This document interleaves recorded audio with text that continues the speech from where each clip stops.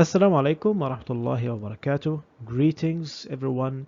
Welcome back to our education technology class. This is chapter 12, our last class in this current semester. And we are going to talk about computer and digital media.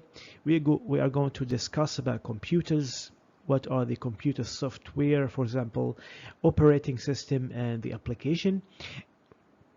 And then we are going to discuss about digital media, what is multimedia, for example, graphics, audio, video, and how to use computers in classroom, how to set up computers inside our classroom, and so on. So please enjoy this class and let's go further.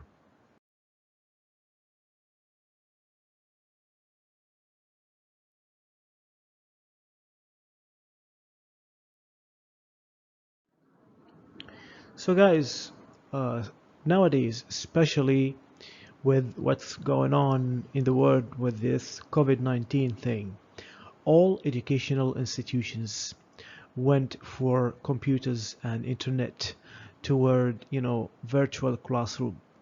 So computers are very, very crucial and important tool that, used to be implemented for teaching and learning, especially in education. So computers actually used in all life aspects, including education, to be more specified about education, because education is the core operation for everything in life. Without education, we will not be able to teach engineers, teach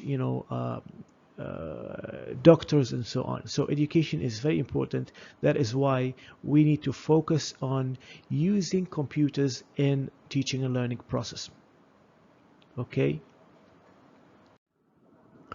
Now, if we want to understand how computers work, we need to understand what are the main parts of computers. So the main part of computers, it has two main parts. First, we have the hardware, which consists of input, process, output, and storage, and then finally communication.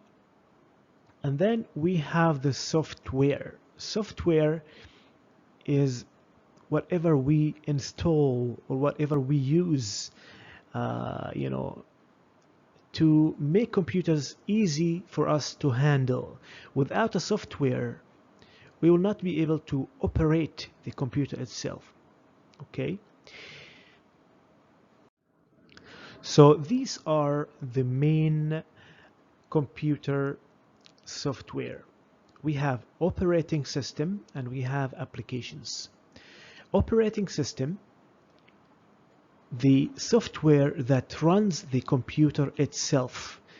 Without Windows, for example, we will not be able to operate computers or laptops. And without Mac operating system as well, we will not be able to operate Apple computers and laptops. So this is the operating system. Operating system is the software that is responsible for operating the computer itself. And then we have applications. Applications is any software that is not operating system. So any software, including Microsoft Word, Microsoft PowerPoint, Adobe Premiere, Adobe Photoshop, antiviruses, players that we use to play movies and audios, everything else is considered to be applications, not operating system. All right. So now we have the hardware. Hardware is any thing or any part of the computer that we can touch. Any physical equipment that makes up the computer usable. For example, the keyboard is a hardware. The mouse is a hardware. The screen is a hardware. Okay, even the for example, the motherboard, it's a hardware. Everything that we can see and touch is considered to be a hardware.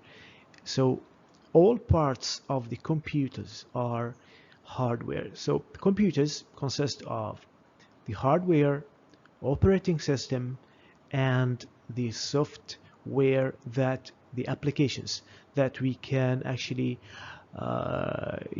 it gives us the ability to use the computer to communicate with the computers. If we want to divide the computer hardware that I just mentioned before, we have certain categories. First, we have input devices, anything that we use to enter data to the computer. Okay, for example, the keyboard, we type words, mouse, microphone, just like the one that I'm using now. I am in entering data to the computer. My voice now goes through the mic and then through the operating system to convert it as an audio that we can listen to. And then we have the output devices, like a monitor. Whatever we use, we input data. To see this data, we use a monitor. This is output device. The digital projector, LCD, is output. The printers are output. Okay. And then we have the CPU, central processing unit. We have the memory. Everything that is inside the laptop as well is considered to be from the computer hardware. Okay, we have ROM, RAM, pen drive, storage devices, external hard. All these are memory hardware devices. And then finally we have CD, DVD, read and write drivers. Now, for the computer to understand the data that we input to the computer itself, it needs to transfer or transform this kind of data to forms that the computer can read or can understand. So these kind of formats could be binary, byte, bit, megabyte, and so on. Now, if I ask you a question, what is digital media?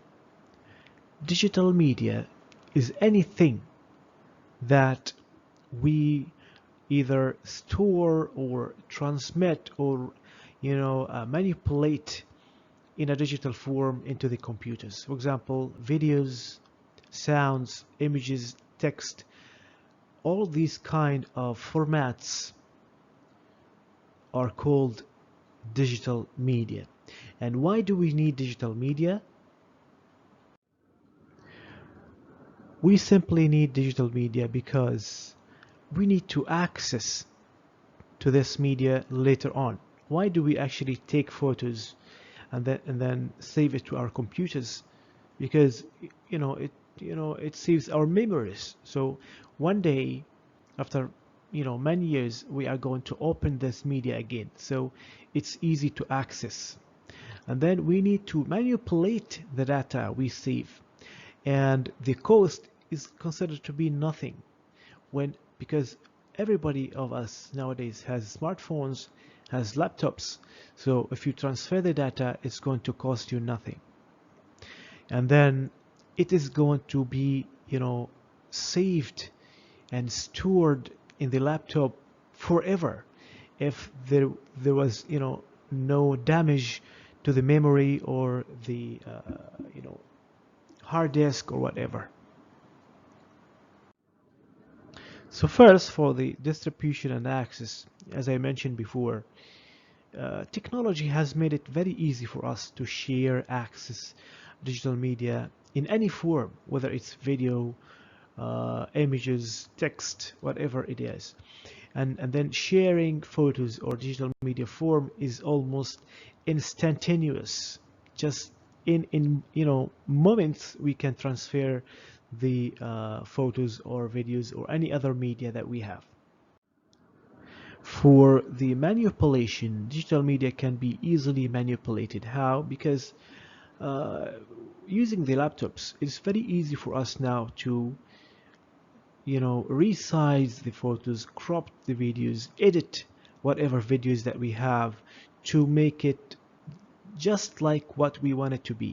Okay, so present computers with powerful software have made it very easy to manipulate data. For example, the pitch, speed, length, it doesn't matter. If you have a laptop and a smartphone, you can shoot yourself, make a video from nothing. So this is one more advantages of digital media. And then finally, for the cost, as I mentioned, it's almost cost you nothing because everybody now has a smartphone and a laptop. So if you want to transfer, this process is going to cost you nothing. And the cost in keeping media in hard copy, for example papers, has diminished due to media resorting to forms of storage. So we don't need actually to keep our hard copy of some files, articles, documents, books, because we can read an PDF file. So this is actually saving money for us to use the media instead. And then finally, for the storage and preservation, as I mentioned, it's very easy to save whatever you want to save in your laptops using digital media, and it's going to be there for a lifetime, and you can actually save a huge amount of data, not only limited data.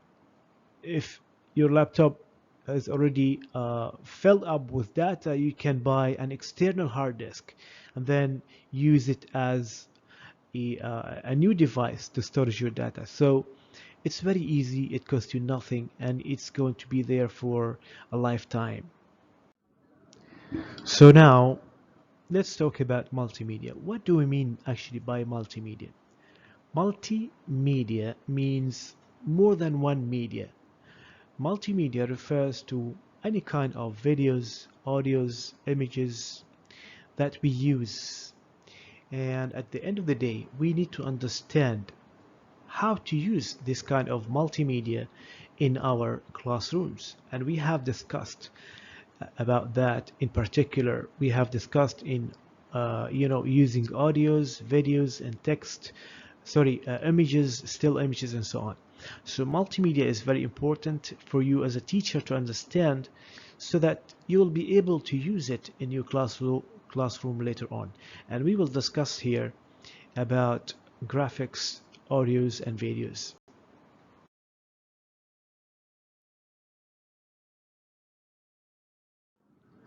First type of multimedia, which is graphics. Now, graphics data consist of, still images, photographs, drawing, whatever is still images. That is the most common method of storing graphics. And we have two very famous or very common forms of graphics, which is bitmap image and vector image.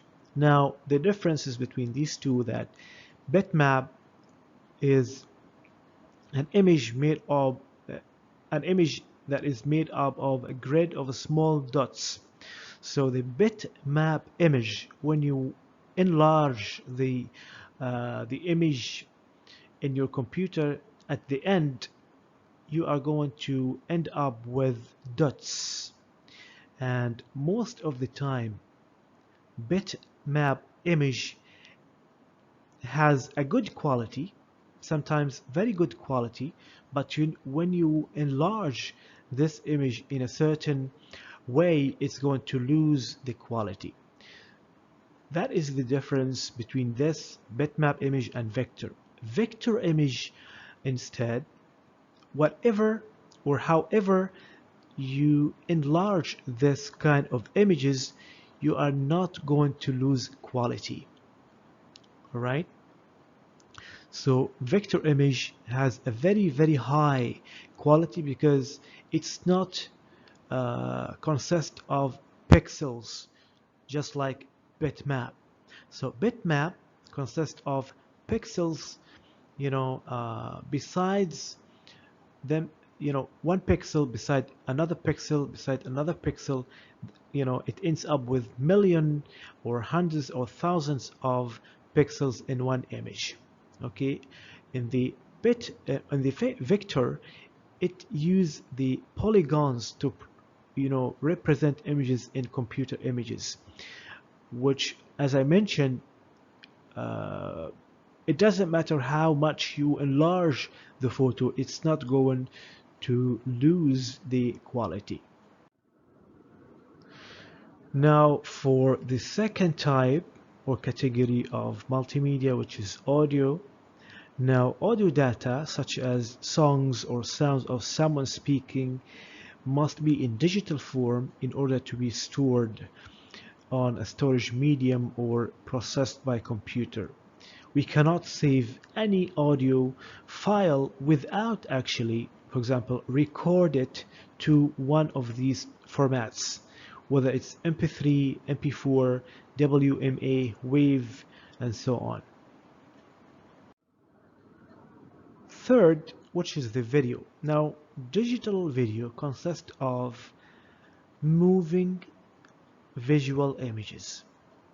So how video actually works is that it has a lot of still images, like frame by frame, and then the computer converted into a one file that can play, and then you can see things moving, human walking. So if you stop the video and use some professional editing video, you are going to see how these frame by frame images that the video is actually consist of. Now let's discuss about using computers inside our classrooms. We have discussed about that, I believe, previously in our slides, but here we are going to brief the the advantages and consideration that we need to be aware of when we use computers in the classroom. So first thing, computers makes the classroom more active. It's called active learning or active environment, because the teacher is is not busy writing in the board like previously. Now he has the whole time of the class to actually go around the class, ask questions, make the students more active during the process. And the computer literacy actually skills in using computers to support learning, learn how to learn, teacher as a model, instruction and engagement, information storage, retrieval, assessments, and so on. So computers helps us a lot with giving exam, giving quizzes. For example, what we are using nowadays, we are using e-learning to upload, and as assessment tool as well. You go for quizzes, you go for the final exam using e-learning. But as usual, you have to take care of any copyright concerns. Do not copy and paste or do not use other people's materials without permission or without crediting the work to their own or to the original authors. So how could we actually integrate the computers into our curriculum? If you still remember the drill and practice, the tutorial, and these are the approaches that we have studied before. How, for example, a tutorial, we cannot use the tutorial approach without using computers. For the students to be able to use tutorials, he needs a laptop, he needs a video that the teacher needs to prepare and then use it in our classroom. Okay, games, simulation, discovery, problem solving, information, graphics tools, all these approaches or strategies are examples on how we can integrate computers inside our classroom or into our curriculum. So what are the advantages of using computers in a classroom? Learner participation. We have more participation in the class. In visualization, we can actually ask one individual students to do the task for us, or to show the class how to do it. Special needs, monitoring, information management, multisensory experiences. It allows us and gives us the ability to make the class more active, the learner more participation. We might need to monitor students sometimes, and information, we can actually manage the class much better actually using the computers, because as I mentioned, the teacher has the time to actually do more than only teaching in the class, because everything in the slides, so he has the time to monitor the students, he has the time to ask the students to do some tasks individually and so on. And as usual, there are some limitations for any digital or multimedia or using computers in classroom. First, we have the copyright. As I mentioned, we need to make sure we have permission before we use any material. High expectations. It might be complex sometimes, and there is lack of structure. We need to prepare our students, and we need to prepare ourselves as teachers as well to use a computer, and not to look as fools in front of our students. We need to be experienced enough using the computers, using digital media in general in classrooms. Now, when we use computers, it has to be one of these four categories. First one, we have one computer in the classroom. Second, we have multiple computer classroom, laptop card classroom, and then finally the computer laboratory. Okay, when there is actually one computer in the classroom, it could be used for creative facilitation, small and large group, a learning center.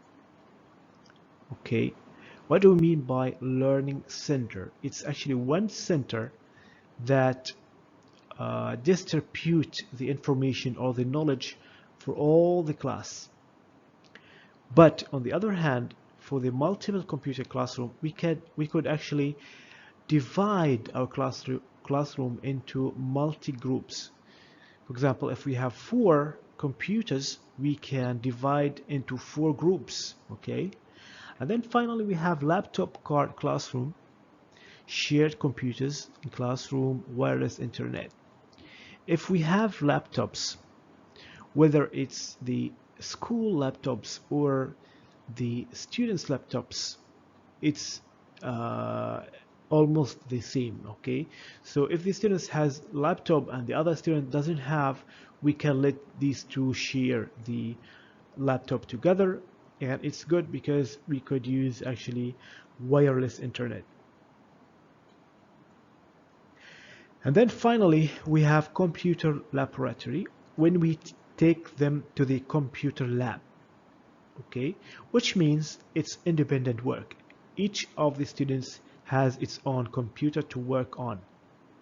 Or if it's not the computers enough, then we can divide the students to small groups. And this way it's very easy to monitor, and whole group instruction scheduling may be difficult because for example, if we have 40 students and then we have, let's say, 15 laptops or computers, we need to divide them and then we need to monitor each group. Okay,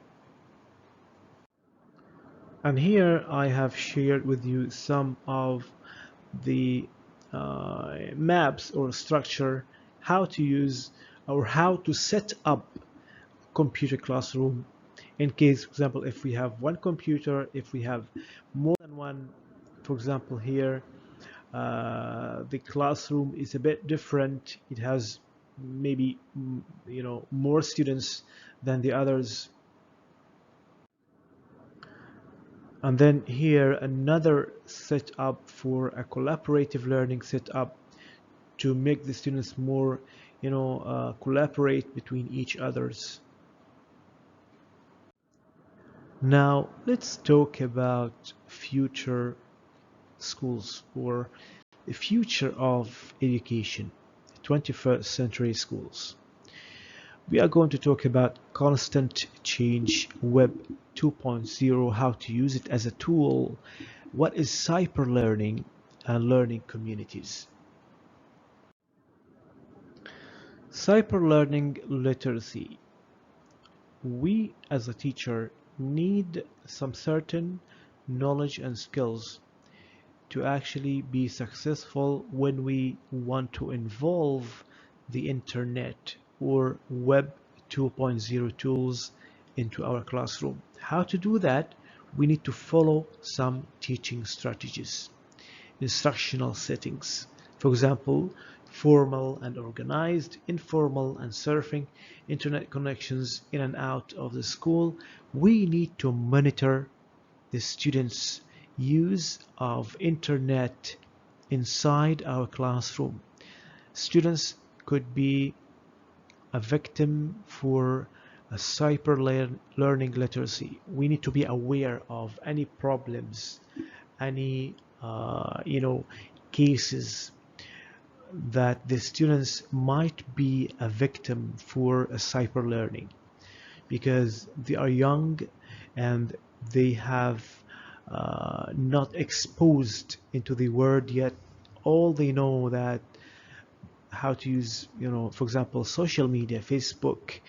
Many students has become victims into, strangers, uh, you know, um, spams and fake stories.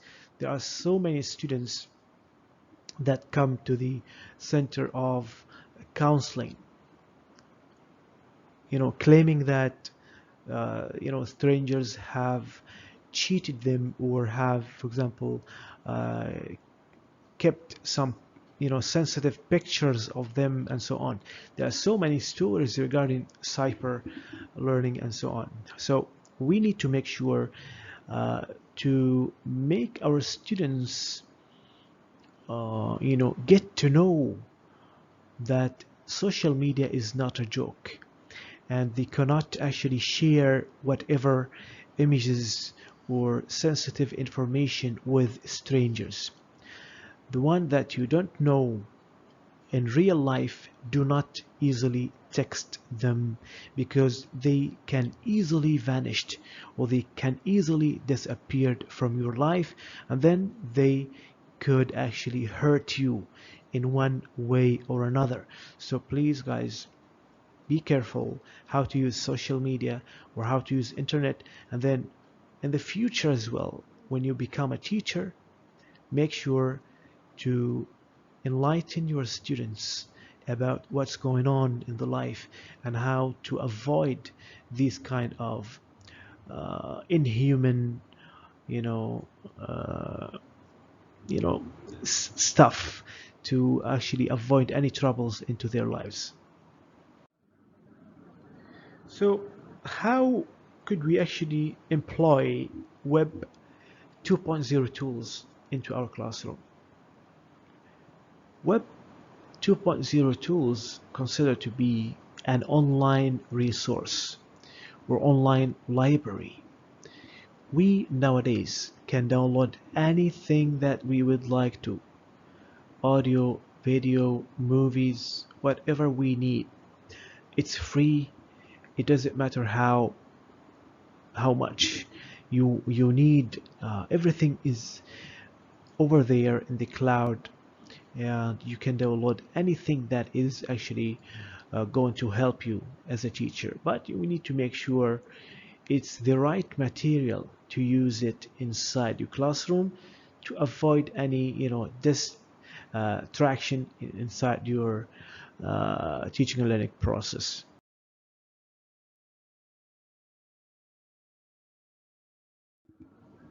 Now, if we could define online learning, I'm sure everybody nowadays could easily define online learning. Maybe 1 year before, 1 year ago, if I ask what is online learning to some of the fresh students, they actually couldn't answer me. But because we have experienced online learning literally for the past 1 year, nowadays online learning is more usable than face-to-face, the classic way of teaching and learning that we used for, let's say, the past 100 years. Online learning is any kind of teaching and learning using the internet. Whether it's synchronous or asynchronous, it's still online learning. Since we use the internet and we use some kind of software to deliver our classroom, this is called online learning. Zoom, WebEx, MOOC, e-learning, live, not live, synchronous, asynchronous, it's all, and examples of online learning. The only thing is different that if we use blended learning. So the differences between online learning and blended learning is that online learning, it's fully online. But if we, let's say, met online for 5 weeks, and then I said, okay guys, let's go on and come on to the campus, we went to meet face to face for another 5 weeks. That way, it's called blended learning because it has a mix between online learning, which is fully online, and face-to-face classes. When we want to use online learning, there are some conditions that we need to follow. Security and interactions. For the security, of course, you as a teacher, you are not allowed to share any information of the students to any third party. Their phone numbers, emails, addresses, even their matric number. You are not allowed to do that. Okay? So, and if you are teaching, for example, first grade, second grade, kindergarten students, you need the parent to monitor their student or their children work. And then for the students interaction, you need to make sure that you are going to do your role in this sessions. You need to be the moderator of the whole class and make sure to collaborate and make the students active, ask questions from time to time, even if you select names randomly, okay? And make sure some of the students are not victims for cyberbullying that I have mentioned before. These are some of the social ethical issues that you need to consider before you want to implement online learning as a teaching in your classroom. So for the advantages of using Web 2.0 tools in the classroom, as I mentioned, it's free, easy to download, doesn't matter how much you want to download. It's there are actually tons of materials that you can use, but you need to mention the copyright ethical issues. You need to mention you need to watch the materials before you actually offer it to your students. And then for the disadvantages, of course, some of the quality is not very good, and as I mentioned, you need to credit their the material to its own or original authors, and you might consider some safety issues, and it requires, you know, kind of sophisticated hardware. You need some, because you know, using video from the internet is going to be, sometimes if the quality is high, then you need extra storage in the hardware. So that's all for our class. I hope it was clear to you. We have discussed about computers, software, hardware, what type of hardware, the definition of multimedia, audio, video, and still images, and how to actually use this multimedia in our classrooms, how to use computers in our classrooms. And we have divided computers, for example, one computer inside the class, more than one laptop, and then computer lab, and what are the role for you as a teacher to consider for each one of these four cases. And we have discussed about Web 2.0, some of the ethical issues, for example, cyberbullying, and what is the role for you as a teacher to actually educate your students to take care of some issues when using, for example, social media like Facebook, and how to not share sensitive information and so on with strangers, because there are so many students that are, you know, victims of such incidents, and advantages and disadvantages of using Web 2.0 tools in the classroom. That's all for this class, and that's all for education technology class. This is our last chapter, and it was a pleasure actually to meet all of you, and we had fun during this semester, and I'm going to miss all of you, and I wish the best for you in the final exam. And talking about the final exam, everything for the final, it's going to be from the slides. So I guarantee you, if you watch all my videos in YouTube, you are going to get an A plus, full mark. But you need to watch the videos, make sure for the details, listen carefully, and take notes. With that being said, I wish you all the best. Assalamu alaikum wa rahmatullahi wa barakatuh.